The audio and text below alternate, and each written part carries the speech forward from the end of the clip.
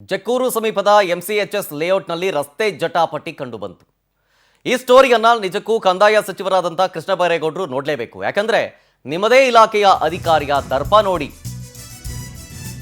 ಏನಾಗ್ತಾ ಇದೆ ಅಲ್ಲಿ ಅಂತ. ಒಂದು ರಸ್ತೆ ಜಟಾಪಟಿ ಅದು.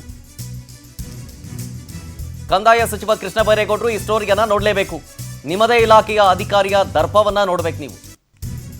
ಇಲ್ಲೇನಾಗಿದೆ ಅಂದ್ರೆ ತಮ್ಮ ಜಾಗಕ್ಕೆ ಬೇಲಿ ಹಾಕಿಸ್ಕೊಂಡು ಸ್ಥಳೀಯರಿಗೆ ಕಿರಿಕಿರಿ ಆಗ್ತಾ ಇದೆ. ಸರ್ಕಾರಿ ಜಾಗಕ್ಕೆ ಬೇಲಿ ಹಾಕಿಸಿದ್ದಾರೆ ಐಎಎಸ್ ಅಧಿಕಾರಿ.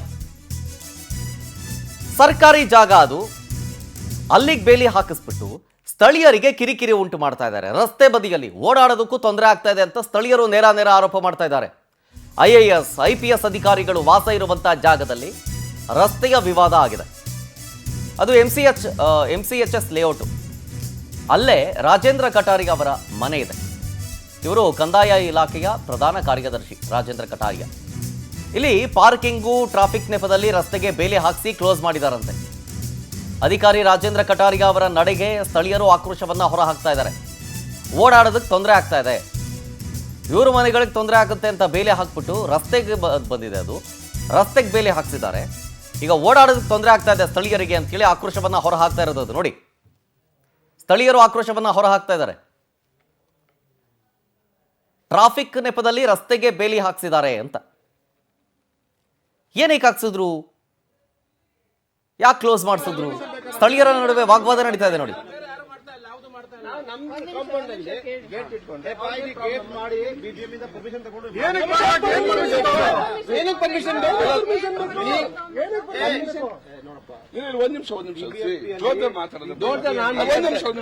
ಇಲ್ಲ, ಇಲ್ಲಿ ಬಿಲ್ಡಿಂಗ್ ಮಾಡಬೇಕಾದ್ರೆ ಪ್ಲಾನ್ ಸ್ಯಾಂಕ್ಷನ್ ಮಾಡ್ತೀವಿ. ಹೌದಾ? ನನ್ನ ಮನೆಯಲ್ಲಿ ಬಿಲ್ಡಿಂಗ್ ಮಾಡಬೇಕಾದ್ರೆ ನಾನು 5.5 ಲಕ್ಷ ಕಟ್ಟು ಬಿಲ್ಡಿಂಗ್ ಪ್ಲಾನ್ ತಗೊಂಡು ರೋಡ್ ಕಟಿಂಗ್ ಪರ್ಮಿಷನ್ ತಗೊಂಡಿದ್ದೀನಿ. ನೋಡಿ ನೋಡಿ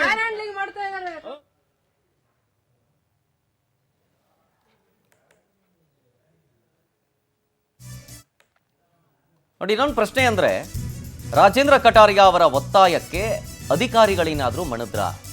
ರಸ್ತೆಗೆ ಬೇಲಿ ಹಾಕಿದ್ದಕ್ಕೆ ಸ್ಥಳೀಯರು ಆಕ್ರೋಶವನ್ನ ಹೊರಹಾಕಿ ಮಾತಿನ ಚಕಮಕಿ ಆಗಿದೆ. ಮನೆ ಸುತ್ತ ತೊಂದರೆ ಆಗುತ್ತೆ ಅನ್ನೋ ಕಾರಣಕ್ಕೆ ರಸ್ತೆಗೆ ಬೇಲಿ ಹಾಕಿದಾರಂತೆ.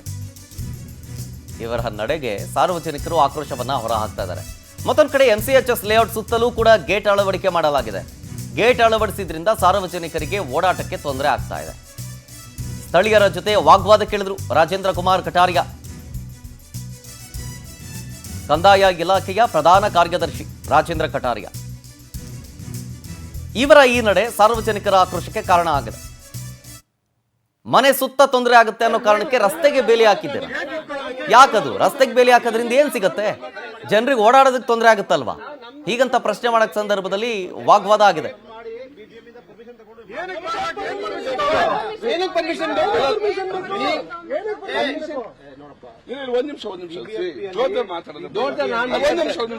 ಇಲ್ಲ, ಇಲ್ಲಿ ಬಿಲ್ಡಿಂಗ್ ಮಾಡಬೇಕಾದ್ರೆ ಪ್ಲಾನ್ ಸ್ಯಾಂಕ್ಷನ್ ಮಾಡ್ತೀವಿ. ಹೌದಾ? ನನ್ನ ಮನೆಯಲ್ಲಿ ಬಿಲ್ಡಿಂಗ್ ಮಾಡಬೇಕಾದ್ರೆ ನಾನು 5.5 ಲಕ್ಷ ಕಟ್ಟು ಬಿಲ್ಡಿಂಗ್ ಪ್ಲಾನ್ ತಗೊಂಡು ರೋಡ್ ಕಟಿಂಗ್ ಪರ್ಮಿಷನ್ ತಗೊಂಡಿದ್ದೀನಿ. ನೋಡಿ ನೋಡಿ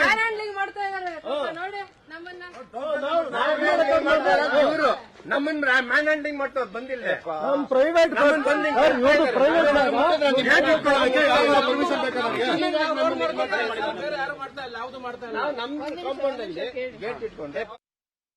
ನೋಡಿ, ಇದು ರಸ್ತೆ ಜಟಾಪಟಿ. ಸ್ಥಳೀಯರು ಕಂದಾಯ ಇಲಾಖೆ ಪ್ರಧಾನ ಕಾರ್ಯದರ್ಶಿ ರಾಜೇಂದ್ರ ಕಟಾರಿಯಾ ಅವರಿಗೆ ತಮ್ಮ ಆಕ್ರೋಶವನ್ನ ಹೊರಹಾಕ್ತಾ ಇರುವಂತಹ ಸಾರ್ವಜನಿಕರು. ಏನಕ್ಕೆ ಹಿಂಗೆಲ್ಲ ಆಕ್ರೋಶ ಹೊರಹಾಕ್ತಾ ಇದ್ದಾರೆ ಅಂತಂದ್ರೆ, ಅಲ್ಲೊಂದು ಸರ್ಕಾರಿ ಜಾಗ ಇದೆ, ಅಂದ್ರೆ ಅದು ರಸ್ತೆಗೆ ಬರುತ್ತದು, ರಸ್ತೆಗೆ ಬೇಲಿ ಹಾಕಿದ್ದಾರೆ ಅಂತ. ಕಾರಣ ಏನು? ಮನೆ ಸುತ್ತ ತೊಂದರೆ ಆಗುತ್ತೆ ಅನ್ನೋ ಕಾರಣಕ್ಕೆ. ಆಮೇಲೆ ಅಲ್ಲೆಲ್ಲ IAS IPS ಅಧಿಕಾರಿಗಳು ವಾಸ ಇರುವಂಥ ಜಾಗ ಅದು MCHS ಲೇಔಟು. ಅಲ್ಲೇನೆ ರಾಜೇಂದ್ರ ಕಟಾರಿಯಾ ಅವರ ಮನೆಯೂ ಕೂಡ ಇದೆ. ಆದರೆ ಪಾರ್ಕಿಂಗು ಟ್ರಾಫಿಕ್ ನೆಪದಲ್ಲಿ ರಸ್ತೆಗೆ ಬೇಲಿ ಹಾಕಿಸಿ ಕ್ಲೋಸ್ ಮಾಡಿಸ್ಬಿಟ್ಟಿದ್ದಾರೆ. ಅಂದರೆ ಇಲ್ಲಿ ಬಂದು ಗಾಡಿ ನಿಲ್ಲಿಸ್ತಾರೆ, ನಮ್ಮ ಮನೆಗೆ ತೊಂದರೆ ಆಗುತ್ತೆ, ಇಲ್ಲಿ ಗಾಡಿಗಳನ್ನು ನಿಲ್ಲಿಸೋದ್ರಿಂದ ಟ್ರಾಫಿಕ್ ಜಾಮ್ ಆಗುತ್ತೆ, ತೊಂದರೆ ಆಗುತ್ತೆ, ಹೀಗನ್ನುವಂಥ ನೆಪ ಒಡ್ಡಿ ಬೇಲಿ ಹಾಕಿಸಿ ಕ್ಲೋಸ್ ಮಾಡಿಸಿರೋದ್ರಿಂದಾಗಿ ಓಡಾಡೋದಕ್ಕೆ ನಮಗೆ ತೊಂದರೆ ಆಗುತ್ತೆ ಅಂತ ಸಾರ್ವಜನಿಕರು ಆಕ್ರೋಶವನ್ನು ಹೊರ ಹಾಕ್ತಾ ಇರೋದು. ಇದಕ್ಕೆ ಸಂಬಂಧಪಟ್ಟಂತೆ ನೋಡಿ, ಸ್ಥಳೀಯರ ನಡುವೆ ವಾಗ್ವಾದ ಉಂಟಾಗಿದೆ.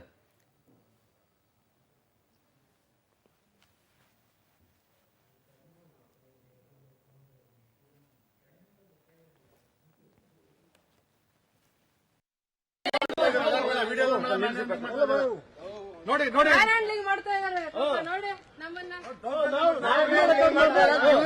ನಮ್ಮನ್ನ ಮ್ಯಾನ್ ಹ್ಯಾಂಡ್ಲಿಂಗ್ ಮಾಡ್ತಾರೆ ಬಂದಿಲ್ಲ ಪ್ರೈವೇಟ್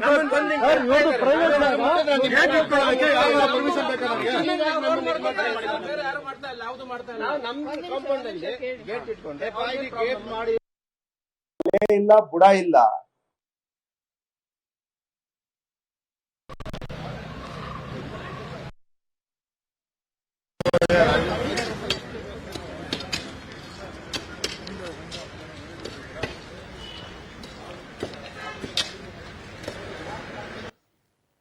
ವರ್ಷದಿಂದ ನಮ್ಮ ಫ್ಯಾಮಿಲಿನಲ್ಲಿ ಬಂದಿರುವಂತ ಜಮೀನು.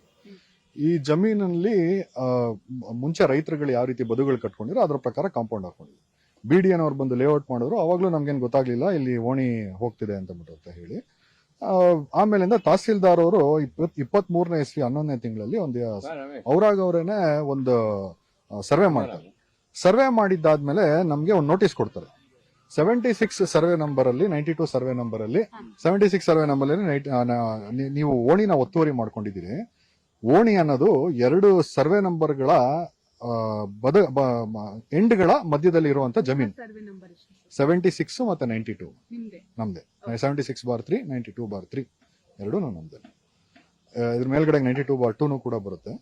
ಈ ರೋಡ್ ಏನ್ ಬರುತ್ತೆ ಮೇಡಮ್, ಪೂರ್ತಿ ಓಣಿನಲ್ಲೇನೆ ಕ್ರಿಯೇಟ್ ಆಗಿರೋಂತ ರೋಡ್ ಅಂತ ಹೇಳಿದ್ರು.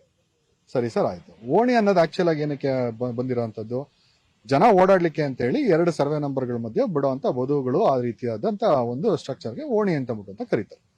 ಅದೇ ರೀತಿಯಾಗಿ ಆಯ್ತು ಸರ್, ನಮ್ದೇ ಅಕಸ್ಮಾತ್ ಇತ್ತು ಅಂತಾರೆ ನಾವು ವಾಪಸ್ ಹಾಕೋತೀವಿ, ನೀವೇನ್ ಬಂದು ತೆರವು ಮಾಡುವಂತ ಅವಶ್ಯಕತೆ ಇಲ್ಲ, ನಾವೇ ನಮ್ ಖರ್ಚಲ್ಲಿ ತೆರವು ಮಾಡ್ಕೊಡ್ತೀವಿ, ಎಲ್ಲ ಕ್ಲೀನ್ ಮಾಡ್ತೀವಿ ಅಂತ.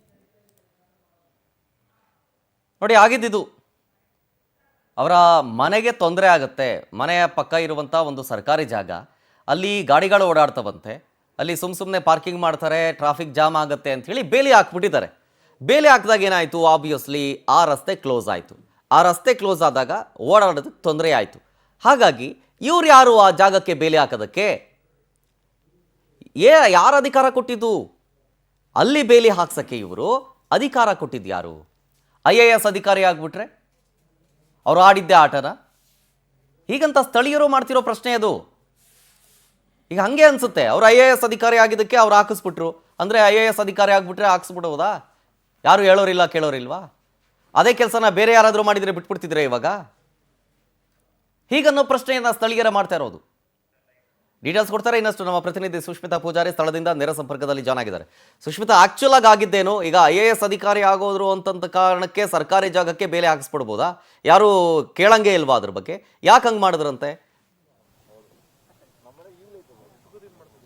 ಯಶರಥ್, ನಮ್ಮ ಕಟ್ಟಡದಲ್ಲಿ ಏನಾದ್ರು ತೊಂದರೆ ಆಗುತ್ತೆ ಅಂತ ಹೇಳಿ ನಾವು ಕಾಂಪೌಂಡ್ ಅನ್ನ ಹಾಕ್ಸ್ಕೊಳ್ತೀವಿ. ಆದ್ರೆ ನಮ್ಮನೆ ಇರುವಂತಹ ರೋಡ್ ಅಲ್ಲಿ ನಮ್ಗೆ ತೊಂದರೆ ಆಗುತ್ತೆ ಅಂತ ಹೇಳಿ IAS ಅಧಿಕಾರಿ ಒಬ್ರು ತಮ್ಮ ಅಧಿಕಾರವನ್ನ ದುರುಪಯೋಗವನ್ನ ಪಡ್ಕೊಂಡು ಇಲ್ಲಿ ಬೇಲಿಯನ್ನ ಹಾಕ್ತಾ ಇದ್ದಾರೆ ಅನ್ನುವಂತಹ ಆರೋಪವೂ ಕೂಡ ಕೇಳಿ ಬರ್ತಾ ಇತ್ತು. ಸೊ ಅದೇ ರೀತಿಯಲ್ಲಿ ರಾಜೇಂದ್ರ ಕಟ್ಟಾರಿ ಅವರು, ಅಂದ್ರೆ ಏನು ಕಂದಾಯ ಇಲಾಖೆಯ ಪ್ರಧಾನ ಕಾರ್ಯದರ್ಶಿಯಾಗಿರುವಂತಹ ರಾಜೇಂದ್ರ ಕುಮಾರ್ ಕಟ್ಟಾರಿ ಅವರು ತಮ್ಮ ಮನೆಯ ಸುತ್ತ ತೊಂದರೆ ಆಗುತ್ತೆ ಅಂತ ಹೇಳಿ ಸ್ವತಃ ಆ ಒಂದು ರಸ್ತೆಯಲ್ಲಿ ಬೇಲಿ ಹಾಕ್ಸ್ಲಿಕ್ಕೆ ಇವತ್ತು ಮುಂದಾಗಿರುವಂತದ್ದು.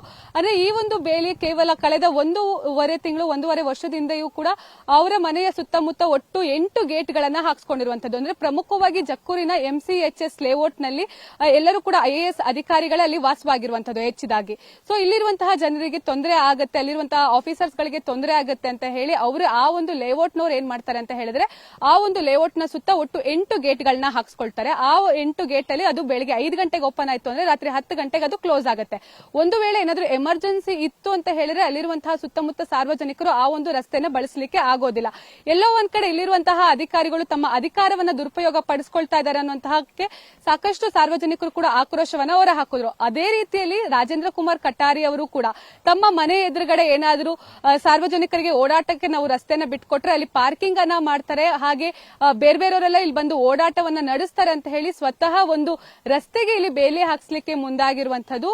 ಅಂದ್ರೆ ಈ ಒಂದು ಜಾಗ ಸರ್ಕಾರದ ಸ್ವತ್ತಾಗಿದೆ ಅಂತ ಹೇಳಿ, ಅಂದ್ರೆ ಅವರು ಕಂದಾಯ ಇಲಾಖೆಯ ಪ್ರಧಾನ ಕಾರ್ಯದರ್ಶಿ, ಅಂದ್ರೆ ಉನ್ನತ ಹುದ್ದೆಯಲ್ಲಿರುವಂತವರು ಅವರು ತಮ್ಮ ಇಲಾಖೆಯಲ್ಲಿ ಬರುವಂತಹ ಅಧಿಕಾರಿಗಳಿಗೆ ಹೇಳಿ ಅಲ್ಲಿ ಸರ್ವೆಯನ್ನ ಮಾಡಿಸಿ ಈ ಒಂದು ಜಾಗ ಸರ್ಕಾರಕ್ಕೆ ಸೇರಿದೆ. ಸೊ ಹೀಗಾಗಿ ನಾವು ಇಲ್ಲಿ ಬೇಲಿಯನ್ನ ಹಾಕ್ತಾ ಇದೀವಿ ಅಂತ ಹೇಳಿ ಅಧಿಕಾರಿಗಳ ಕೈಲಿ ಹೇಳಿಸಿ ಇವತ್ತು ಅಲ್ಲಿ ಬೇಲಿಯನ್ನ ಹಾಕಿರುವಂತದ್ದು. ಯಾವುದೇ ರೀತಿ ಬೇಲಿ ಹಾಕ್ಲಿಕ್ಕೆ ಬಂದಂತಹ ಅಧಿಕಾರಿಗಳ ಬೇಳೆ ಒಂದು ನೋಟಿಸ್ ಕೂಡ ಇರಲಿಲ್ಲ. ಸೊ ಹೀಗಾಗಿ ಅಂದ್ರೆ ನಮಗೆ ಮೌಖಿಕವಾಗಿ ಹೇಳಿದರೆ ಈ ಒಂದು ಜಾಗದಲ್ಲಿ ಬೇಲಿಯನ್ನ ಹಾಕಬೇಕು, ಹೀಗಾಗಿ ನಾವು ಬೇಲಿಯನ್ನ ಹಾಕ್ಲಿಕ್ಕೆ ಬಂದಿದ್ದೀವಿ ಅಂತ ಹೇಳಿ ಅಧಿಕಾರಿಗಳು ಕೂಡ ಅಲ್ಲಿ ತಿಳಿಸುವಂತದ್ದು.